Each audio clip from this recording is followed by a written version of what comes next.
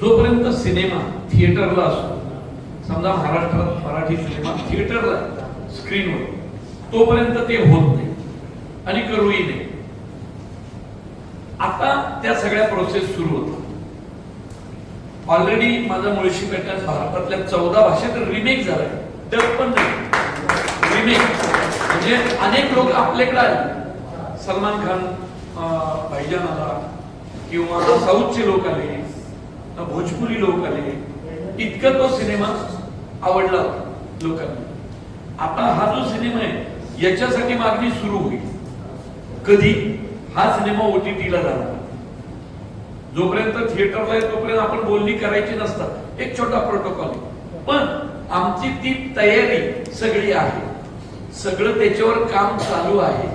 कन्नड, तेलुगू, तमिळ या सगळ्या, मराठी पण सबटायटल आम्ही करतोय, ते मूकबधीर जे आपले बांधव असतात त्यांच्यासाठी ते पण चालू आहे. सायमल्टेनियसली हे चालू आहे. हे कुणी करत नाही का माहितीये? ही खूप खर्चिक गोष्ट असते. ही एक खूप खर्चिक गोष्ट आहे.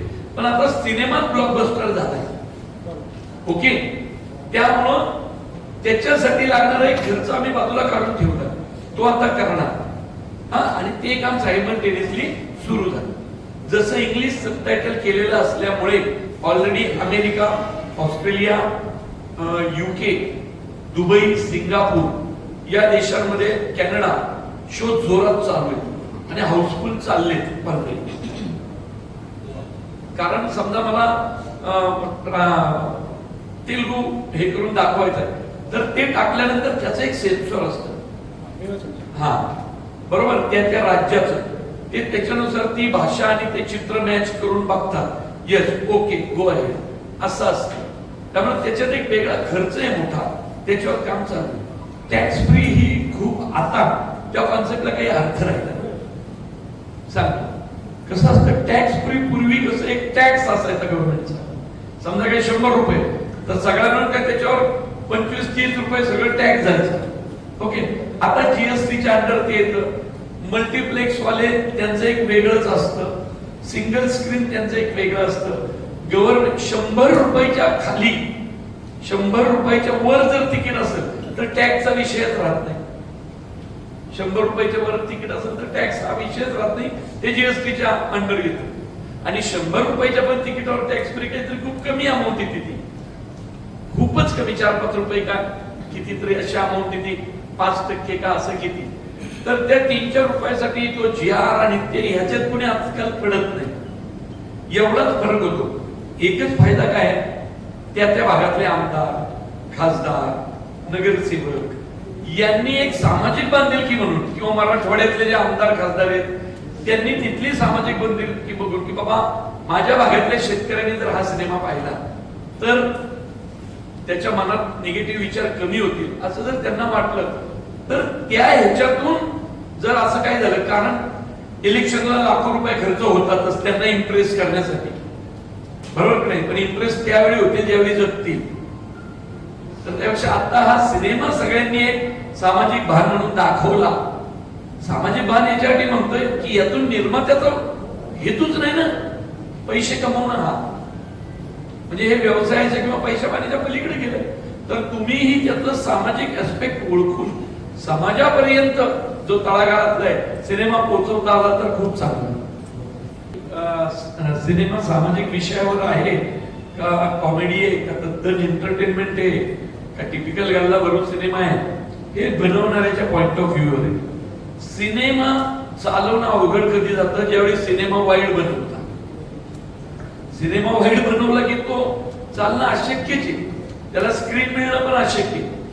तुम्ही सिनेमा खूप चांगला बनवलाय आणि स्क्रीन दिल्या नाही असं होत नाही, सांगा का?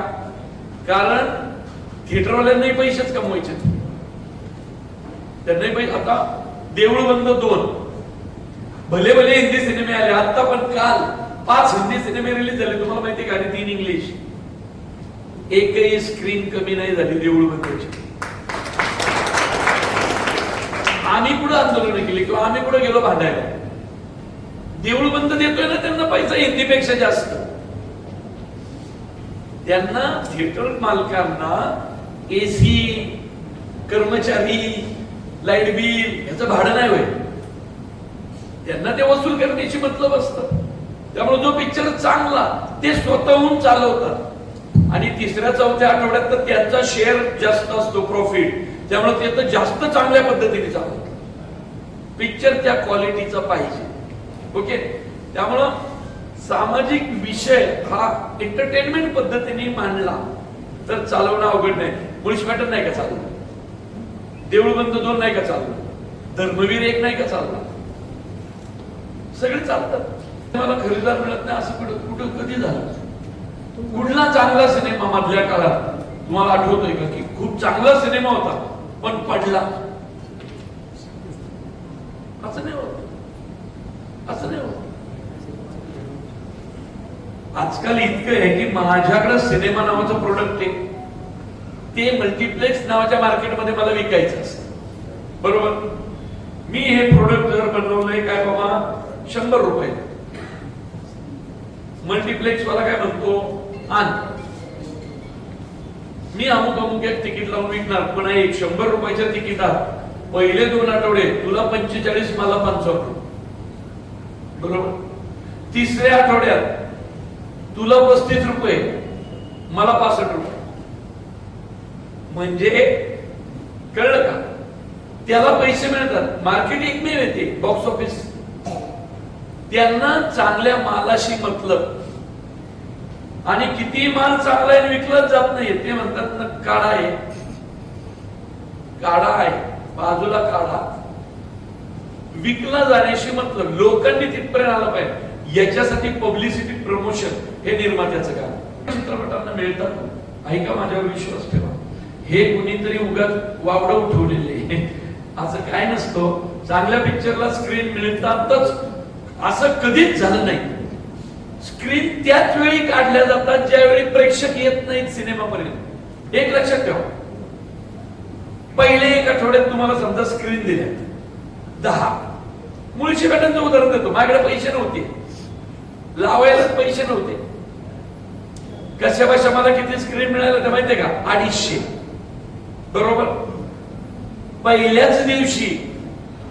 दिवशी दुपारपर्यंत ते 250च्या झाले 350.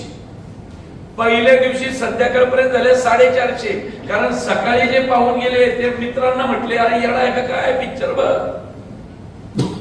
दुसऱ्या दिवशी झाल्या 750, तिसऱ्या दिवशी झाल्या 1200. मग उतरलाच नाही. माझी आई पण नव्हती ना, म्हणून मी घेतले 200. आता त्या 200 पाहिलाही जर लोक आले नसते तर काय झालं असतं? 200च्या 150, 150चे 100. 4 दिवसांनी म्हटले असते हे बाजूला काढा, जे चालतंय ते आणा. चांगलं प्रोडक्ट चालतच. परमेश्वर सुद्धाच काढू शकत नाही चालणारा पिक्चर, कारण ते पैसे कमवण्यासाठीच बसले. चांगला पिक्चर काढतील कसा? पैसे त्यांना नाही का मिळत. 100 मधले 55 त्यांना मिळतात, 45 निर्मात्याला मिळतात. त्यामुळे चांगला पिक्चर पडला असं होत नाही. हिंदीतले बघा, परवा काहीतरी मी त्या बातम्या खऱ्या असतात का नाही माहित नाही, मी कुठेतरी पाहिली की करण जोहरचे ते 2 सिनेमे होते ना आता लागले, ते देऊळ बंदमुळे महाराष्ट्रात पडले. देऊळ बंदमुळे पडले. पण ना तो तक्रार करायला आला ना मी आनंद साजरा करायला गेलो. बिझनेस हा चित्रपट हा व्यवसाय, त्याच्यात भावना नाही आणायची, त्याच्यात भावना नाही आणायची. चांगला सिनेमा बनवायचा, चांगले थिएटर मिळवायचे, इतकं सिंपल. राजेश शिवाजी मराठी सिनेमा नाही का चाललाच की. सैराट नागराज मंजुळे नावा होता, मुळशी पॅटर्न मी नावा होतो. आमचे कसे काय चालले होते? चॅनल होते, मोठ्या चॅनलनी का घेतला तो सिनेमा? त्यांना धंदा दिसला. ते तर व्यापारी, ते तर व्यापारी ना, त्यांना तर धंदा दिसला. इतकं सिंपल आहे. आम्ही हे सिनेमे डोनेटच करणार होतो पैसे, त्यामुळे सिनेमा किती भारी असला तरी समोरच्यांना इंटरेस्ट नव्हता. त्या आम्ही बाबा बिझनेस लावलोय, तुम्हाला पैसे डोनेट करायचे, तुमचा लावा. आमच्या सिनेमाच्या पाठीशी स्वामीच उभे राहिले डायरेक्ट. चाललंय जोरात. स्वामींची 2 माणसं हे ताकदीने भांडू शकतात, लक्षात ठेवा. किंवा परमेश्वराशी 2 माणसांना भांडण्याचा पूर्ण अधिकार आहे. एक लहान पोरग काही बोलू शकतं ते देवाला, काहीही बोलू शकतं, कारण देव हा लहानपणाचा मित्र असतो.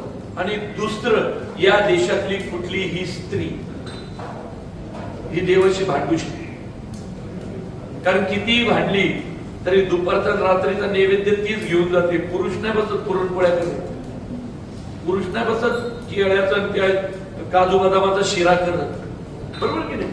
तात्पर्य काय, तुम्ही नीट बघा, महिला पुरुषांपेक्षा जास्त भांडतात परमेश्वराशी, वाद घालतात, फोटो समोर उभ्या राहतात. कधी कधी एखाद्या महिलेला कुणीच नसतं ना, ती तक्रार देवाकडे करते, सासूची, ननंदेची, नवऱ्याची, कळलं का? त्यामुळे हे दोन घटक, म्हणून सिनेमात हिरो नाहीये, सिनेमात हिरोईन. एका महिलेने फिल्म रन केली, कदाचित या यशामागे तो पण हेतू असेला, कारण प्रत्येक बाईचं देवाकडे काही ना काहीतरी म्हणणं असतच, असतच. हिचं जरा टोकाच आहे एवढंच. एका कुठल्या तरी इन्फ्लुएन्सरनी अशी गोरीगोमटी छान एसी मध्ये बसून एक समीक्षण केलं की काय ती स्नेहल तरडे काय आरडाओरडा करते. मी म्हटलं एसी मध्ये बसून आत्महत्या केलेल्या शेतकऱ्याच्या बायकोवर बोलणं सोपं आहे, एकदा येऊन बघा नवऱ्याने आत्महत्या केलेली बाई कशी वागते. तिला जगावर राग असतो माहिती ना, तिला जगावर राग असतो, तिला देवावर राग असतो, तिला नातेवाईकांवर राग असतो. तिचं म्हणणं असतं, माझा नवरा मरत असताना कुणी मदतीला नाही, ना चुलता आला, ना मालता आला, ना भाऊ आला, ना दीर आला, ना माझ्या सासरचे आले, ना देव आला, माझा नवरा मेला. आणि त्या बायकांना समाजावरचा रोष व्यक्त करताना हे जे छोटे मोठे इन्फ्लुएन्सर आहेत त्यांना म्हणावे, एकदा बघा, त्याच्यासाठी ग्रामीण भागात या, त्याच्यासाठी आत्महत्या केलेल्या शेतकऱ्याच्या बाईला भेटा, तिच्या नजरेत आणि बोलण्यात जो राग असतो ना त्याचं प्रतीक आहे स्नेहल तरडेने केलेली संगी पायगुडी. म्हणून अख्ख्या महाराष्ट्राने एवढं डोक्यावर घेतलं. तुम्ही काही करा, लोक नाराज झालीत का नाही बघा. तुम्ही तुमच्या पोरीचं लग्न करा, नाराज झालेले 2-4 नसतात.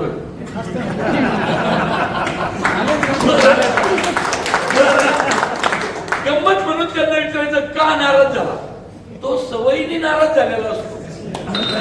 त्याला विचारायचं का झाला, काही नाही, असं नाराज व्हायला नको का आता आम्ही नाराज पण नाही व्हायचं का. अरे हो बाळा, नाराज व्हायचंय, पण जेवण एवढं चांगलं झालं, मानपान एवढा चांगला झाला, तुला देणं घेणं पण सगळं चांगलं झालं, तू नाराज का झाला, म्हणजे आम्ही नाराज व्हायचं नाही का. त्याच्याशी तुम्ही वाद घालता का, तुम्ही काय म्हणता, तशी ही 2-4 असतात, त्यांना आपण करायचं, आपलं काम करायचं, पुढे जायचं. कडे कोण आहे, हिंदू आहे. मी माझ्या धर्माबद्दल नाही बोलणार ना, काय फॉरेनवर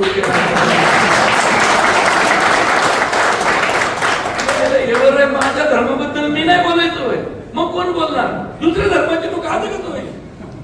अरे परत सांगितलंय काय, तर तुझी माझी जात बाजूला ठेवून हिंदू म्हणून एकत्र येऊ, वाईट एवढे म्हणजे जात काय पाळायची का.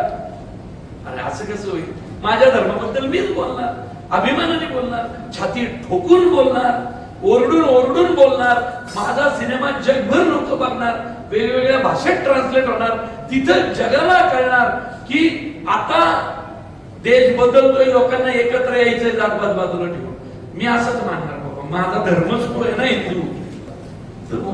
एवढ्या घाणेरड्या गोष्टींवर आपण म्हणणार. सिनेमा ही किती सुंदर कला आहे. सिनेमा आनंदासाठी बनवतो ना आपण, माझ्या आनंदासाठी बनवतो ना, बरोबर की नाही. काय त्या काही सिनेमा बनवायच्या गोष्टी आहे, मी दाखवू काय ते घडलं ते सगळं सिनेमा. काय सिनेमा केली एका मुलाची, त्यानंतर मी पार्थ दादांना पण भेटलो. ओके, मी फक्त इच्छा व्यक्त केली की बाबा मी जसं आनंद दिघे साहेबांवर सिनेमा बनवला, जगाला पण कळलं ना रे की खिशात 1 रुपयाही नसलेला आणि कुठल्याही बँकेत अकाउंट नसलेला असा एक राजकारणी महाराष्ट्राने पाहिलाय. तुम्हाला माहिती आहे ना, आनंद दिघेंचं बँकेत अकाउंट नव्हतं आणि त्यांच्या खिशात कधीही पैसे नसायचे, पण जर वेळ पडली तर कोट्यवधीची मदत करायची. कुणालाही. दरवेळी आपण राजकारणी माणसं यांच्यावर टीका करण्यात वेळ वाया घालवतो, बरोबर की नाही? अरे पण अशी राजकारणी होऊन गेले ना महाराष्ट्रात, कळू द्या ना जगाला. या आनंद दिघे नावाचा एक माणूस होता, त्याच्या खिशात रुपया नव्हता, बँकेत अकाउंट नव्हतं, तरीही या राज्यातला मोठा राजकारणी ठरला तो. मी ती गोष्ट मांडली, डोक्यावर घेतली की लोक सुपर डुपर ब्लॉकबस्टर. आपल्याकडचं चांगलं आपण जगाला सांगितलं पाहिजे. चांगली माणसं आहेत किंवा आपल्याला खूप चांगली माणसं. पवार साहेबांचं शेतीविषयक ज्ञान आणि त्यांनी त्यावेळी केलेलं काम वाईट आहे का? तळागाळात पोहोचले ना, बरोबर. फडणवीस साहेबांची बुद्धिमत्ता आणि राजकारणाकडे फार देश पातळीवर नेतृत्व करण्याची संधी वाईट आहे का? आपण आणलं पाहिजे ना जगाचं. प्रत्येक वेळी टीकाच कशी काय करायची? शिंदे साहेबांचं रस्त्यावरच्या कार्यकर्त्याशी असलेली सलगी आणि मुख्यमंत्र्यांच्या गाडीचा ताफा थांबून मिसळ आणि वडापाव खायची सवय वाईट आहे का? उद्धव साहेबांची कल्पकता आणि त्यांच्यात असलेला दडलेला कलाकार, राज ठाकरेंमधला काय म्हणतात वक्तृत्व जर चांगलं आहे तर आपण जगापर्यंत पोहोचवलं पाहिजे ना. दरवेळी हा अमुक पक्षाचा तो तमुक पक्षाचा असं करून नाही चालणार ना. हे सगळंच उत्तम आहे आणि आपलं जे जे उत्तम आहे ते पोचू. त्याच्यातलं अतिउत्तम मला अजितदादा वाटतं. कारण का माहितीये का? एवढा मोठा माणूस, तुम्ही पत्रकार आहेत, खूप जणांनी अजितदादा जवळून पाहिलेले असतील बघा. गेला ना राव आपल्याला सोडून, बरोबर की गेलं की. आता काय बाबा वेगळ्या विचारसरणीचे आहेत, वेगळ्या पक्षाचे आहेत, या गटाचे आहेत, त्या तटाचे आहेत, सगळे जण रडले की त्या दिवशी. असं आहे का अजितदादा गेल्यावर अमुक एका पक्षाचे लोक हसले, दुसरे रडले, असं आहे का? सगळे रडले. म्हणजे चांगुलपणा हा खूप महत्वाचा आहे. फक्त दरवेळी तो माणूस गेल्यानंतर नाही आठवला पाहिजे. तर म्हणून मी त्या भावनेने म्हटलं होतं की एकमेव मला माहिती असलेला मंत्री होता, मी अनुभव घेतलेला होता की सकाळी 6-6:30 मंत्रालयात जायचं. तर बोलता बोलता माझ्या मनात आलं की आयला मंत्रालयाच्या पायऱ्या पण मिस करत असतील अजितदादाची पावलं. आणि मग डोक्यात राहिलं, दरवेळी एखाद्या पिक्चरला हे असतो सूत्रधार, नॅरेटर, तसा अजितदादांच्या पिक्चरला त्या पायऱ्याच नॅरेटर झाल्या. कारण त्या पायऱ्याच एवढ्या सकाळी ती पावलं अनुभवत होत्या की नाही? त्यांनी पाहिले सकाळी 6:30 ऑफिस मध्ये बसलेले अजितदादा, असं माझ्या मनात आलं. म्हणून मी एका मुलाखतीत बोलताना बोललो होतो, अजून बोलली चालली आहे, पण आलं तर अख्ख्या जगाला अभिमान वाटेल असा सिनेमा करेल. म्हणजे तुम्हाला माहितीये मग माझी सिनेमा करण्याची पद्धत. एकदा घेतलं म्हणावं की घेतलं, मग अख्ख्या जगभर चर्चा होणार, अख्ख्या जगभर चर्चा होणार. दादांमधलं जे काही चांगलं होतं, जे काही महाराष्ट्र आता मिस करतोय, ते जग पाहिजे, जग पाहिजे. त्याची सरकारने दखल नाही घेतली. आवडतो तुम्ही उठा आणि सरकारला जाऊन आपण नाही गरज आहे. मी तरी सरकारला विचारलं पाहिजे, मी काय करू देतो, पण सरकारला विचारा, अजिबात सोडू नका, तुम्ही जा. हे सगळं खोटे म्हणून तर आधीच म्हटलं ना, सेलिब्रिटी, मी काय सेलिब्रिटी वगैरे नाही बाबा. आता यांना मी मागायला लागलो की सोडा लवकर, कारण पावसाळा आता तोंडावर आहे. जरा लेट झालाय म्हणून जरा फायदा तरी झालाय. शेतीची बरीचशी कामं थांबली आहेत. वडील 85 वर्षाचे आहेत, आई 78 वर्षाची आहे. त्यामुळे मला मेन ओढ लागली, मी ताबडतोब कधी जातोय ते दाढी पेटवायच्या, दाढी पेटल्यानंतर रोपं पेरायची आहेत, रोपं लावल्यानंतर ती काढून पाऊस झाला तर लावणी करायची, बरीच कामं आहेत. त्यामुळे मी काय, सगळ्यांना माहितीये की मी याच्यानंतर गावातच दिसणार शेतामध्ये.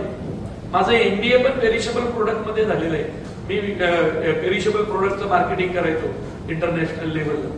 त्यामुळे मी शेतकरीच आहे आधी. तुम्ही माझं फेसबुक अकाउंट आत्ताही ओपन करा, कुणी माझी आयडेंटिटी बघा तिथं काय. Work as a actor, writer, director असं नाही, शेतकरी असं लिहिलेलं असं बघा. आणि मुद्दाम मराठीत लिहिलंय, फार्मर पण नाही लिहिलंय, शेतकरी असं लिहिलंय. आता कोविड मध्ये सुद्धा फार मोठी भूमिका साई संस्थांनी बजावली. त्याला दृष्टी मिळत नाही हा भाग वेगळा, पण साईबाबा हे असं एक रसायन आहे की ज्याने रामनवमी उत्सव सुरू केला, पांडुरंगाशी थेट नातं सांगितलं आणि मनोज कुमार सारख्या एका हिरो म्हणजे पुट्टूपुर्तीचंच कनेक्शन तिथं आहे. त्या शिर्डीके साईबाबा नंतर हे पुढं आलेलं आहे. पण आता ज्या वळणावर साईबाबा आहेत, आता जिथं साईबाबांचं ज्याला केंद्र, त्या विचारसरणीला केंद्रस्थानी मानतात, त्या विचारसरणीचं हे ठिकाण आहे.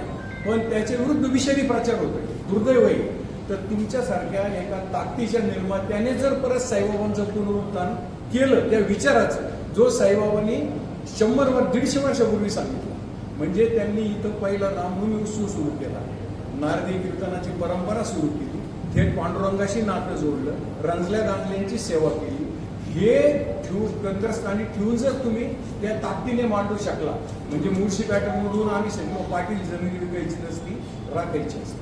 देऊळबंदमध्ये हृदयाच्या तारा, म्हणजे मी गाबरीचा पाऊस पण पाहिला, माझ्या डोळ्यात पाणी आलं. गाबरीचा पाऊस लोकांपर्यंत गेला नाही, लोकांना माहित सुद्धा नाही पिक्चरचा. पिक्चर ताकदीने तयार केला, तुमच्या घरात गेला, आजही जातोय, लोक रांगा लावत आहेत. तर माझी तुम्हाला विनंती राहील की तुम्ही या दृष्टीने सुद्धा साईबाबांचा, म्हणजे साई संस्थांचा, साईबाबांचा विचार करावा. बस, मला बाकी काही संस्थांकडनं जर असा काही प्रस्ताव आला किंवा हे आलं, मी हे असा आहे विषय, साई संस्थांवर कुणीच नाही आता सध्या. तर हे तुम्ही फडणवीस साहेबांशी जर बोलला आणि हा विषय जर फडणवीस साहेबांच्या तुम्ही कानावर घातला, तर हा जो विषारी प्रचार सुरू आहे आणि अतिशय घाणेरडा खालच्या पातळीवरचा, म्हणजे बांगलादेशचे व्हिडिओ इथं टाकले जातात आणि इथला पैसा बांगलादेशमध्ये जातो असं दाखवलं जातं. हे कुठेतरी थांबलं पाहिजे. विरुद्ध विचारसरणी असलेल्या संतांचं विकृतीकरण सुरू आहे आणि पोटेन्शियल एवढं आहे की तुम्ही जसं म्हटले की संपूर्ण राज्य, देशभर साईबाबांचे भाविक आहे, परदेशात पण आहे. जर तुम्ही हे करू शकला तर फार काहीतरी मिरेकल होऊ शकतं, जसं मनोज कुमारांनी केलं तसं. येस येस, नक्की करू. नक्की मी थोडा अभ्यास करेल याचा आणि नक्की आपण याच्यावर काहीतरी छान तोडगा काढू. सिनेमा बनवा. त्या सिनेमामध्ये पार गडचिरोली पासून इकडं चंदगड पर्यंत माणूस दिसला पाहिजे. आपण म्हणतो ना, चांद्यापासून बांद्यापर्यंत माणूस दिसला पाहिजे. इथली भाषा, इथले विषय दिसले पाहिजेत. बाकी काही वेगळं करू नका. आणि करताना सिनेमा कमर्शियल करा, आर्ट करू नका. का माहितीये का? म्हणजे मी खोटं सांगत नाहीये, मराठी सिनेमाला गंडवलं सगळं. या काय व्हायचं, कुणीतरी छोटस ते काहीतरी विषय घ्यायचे, त्याच्या भोवती फिरायचे, त्यांना बक्षीस मिळायची, कारण त्यांचेच मित्र जज असायचे. निर्माता खड्ड्यातच जायचं, कारण तसले पिक्चर चालत नाही. लेखक दिग्दर्शकाला बक्षीस मिळायचं, तो मोठा व्हायचा, दिग्दर्शक बर्बाद व्हायचा, हे काय ते निर्माता बर्बाद व्हायचा, आणि सिनेमा प्रेक्षकांपर्यंत पोहोचायचंच नाही. मग तो कसला मोठा विषय? मोठा शेती ऐकायची नसते, शेती राखायची असते. ही जर मी आर्ट फिल्म केली असती तर ती पोहोचली असती का लोकांपर्यंत? त्याच्यात मी आर खतरनाक गाणं ठेवलं, त्याच्यात मी चेसिंग ठेवलं, त्याच्यात मी बाप लेकाचं इमोशनल नातं दाखवलं, त्याच्यामध्ये मी मारामारी ठेवली, फायटिंग ठेवली, सगळं ठेवलं. कमर्शियल पिक्चर केला म्हणून लाखो लोकांपर्यंत गेला. आणि मला जे म्हणायचं होतं, शेती ऐकायची नसते, राखायची असते, हा संदेश पण आपसूक गेला.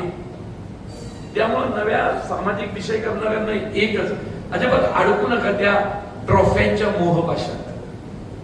अत्यंत तो मोह आहे ट्रॉफीचा. घरात फक्त ट्रॉफी असतात कित्येकदा, बरोबर ना? निर्माता उपाशी असतो. माझ्या कुठल्याही सिनेमाच्या निर्मात्याला भेटत, कुठल्याही पिक्चरच्या निर्मात्याला भेटत, तो आनंदीच दिसणार. माझा प्रत्येक निर्माता माझ्याबरोबर दुसरा पिक्चर करतोय ह्याच्यातच समजून. आणि ह्याची इच्छा आहे तर 11 भाग, तिसऱ्या भागाला तुम्ही वेगळा डिरेक्टर घ्यायचा. पहिलं माझा चमत्कारावर विश्वास नाही. सिनेमामध्ये मी स्वामींच्या तोंडी डायलॉग दिलेला आहे, जादूटोणा करणाऱ्यांच्या कंबरड्यात लाथा घाली, असं स्वामींना डायलॉग आहे. माझा चमत्कारावर विश्वास नाही, माझा कर्मावर विश्वास आहे, असा डायलॉग आहे. त्यामुळे मी काय करतो, माझं कर्म सिनेमा बनवणं ते मी इतकं प्रामाणिकपणे करतो इतकं मातीतल्या माणसांसाठी करतो की आपोआप त्याचा व्यवसाय 80 कोटी होतो. हीच झाली प्रचिती, हीच झाली स्वामींची प्रचिती. स्वामी हेच म्हणतात, जे कर्म कराल ते इतक्या प्रामाणिकपणे करा की मी तुमच्या पाठीशी आहेच. म्हणून कदाचित माझ्या प्रत्येक सिनेमाच्या मागे स्वामी आहे. उत्तम चाललंय, टेन्शन नाही. त्यामुळे कर्म म्हणजे आपल्या धर्माचं सगळ्यात मेन गोष्ट काय, कर्मण्येवाधिकारस्तु मा फलेषु कदाचन. कर्म चांगलं करायचं, चांगल्या हेतूने करायचं, फळ चांगलंच मिळेल. ओके, त्याच्यात हेच नाही मी माझं कर्म सिनेमा आहे ते मी इतकं मन लावून करतो की त्याला यश हे मिळतच. म्हणजे देवाची सुद्धा जबाबदारी वाढते. तिच्या आईला एवढं मन लावून गेलं, पुढे नांदी लागायला द्या, थोडस यश द्या रे याला, असं होतं.